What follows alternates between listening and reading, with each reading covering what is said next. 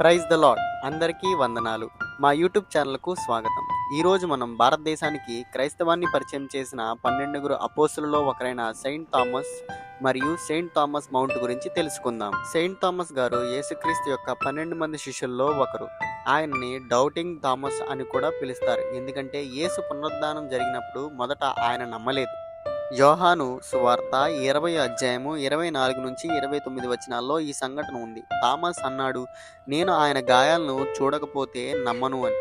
తర్వాత యేసు ఆయనకు ప్రత్యక్షమై తన గాయాలను చూపిస్తాడు. అప్పుడు థామస్ చెప్పిన మాట, నా ప్రభువా నా దేవా. యేసు చెప్పినది చూడకుండానే నమ్మిన వారు ధన్యులు అని. తరువాత ఆయన గొప్ప సాక్షిగా మారతారు.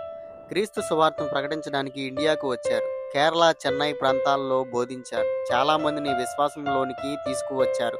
అందుకే ఆయనను భారతదేశ అపోస్తలుడు అని కూడా అంటారు.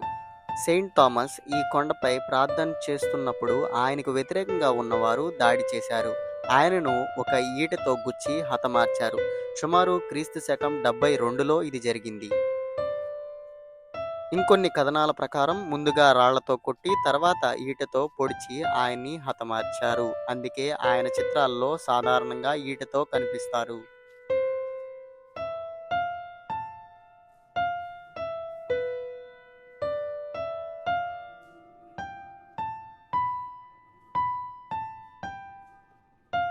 ఈ ప్రదేశం మనకు చాలా విషయాలను నేర్పుతుంది. సందేహం నుండి విశ్వాసానికి మార్పు, సత్యం కోసం నిలబడే ధైర్యం, దేవుని కోసం త్యాగం.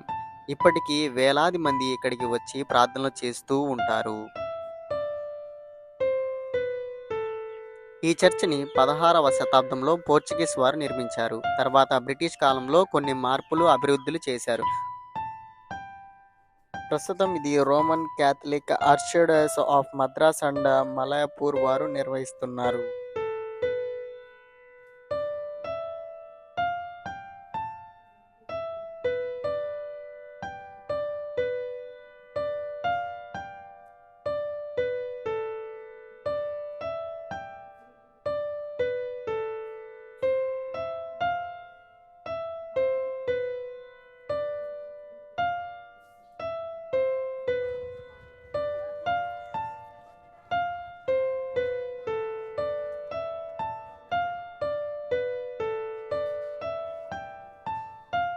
కనిపిస్తున్న గృహలో ఆయన ప్రార్థన చేస్తుండగా ఆయన వెనక వచ్చి ఈటెతో ఆయన్ని హతమార్చారని చెప్తారు.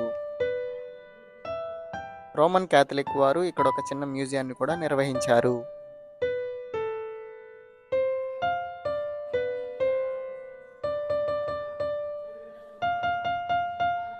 ఆ శతాబ్దం కాలం నాటి కొన్ని వస్తువులు, కొన్ని పాత్రలు ఇక్కడ ఈ మ్యూజియంలో కనబడతాయి.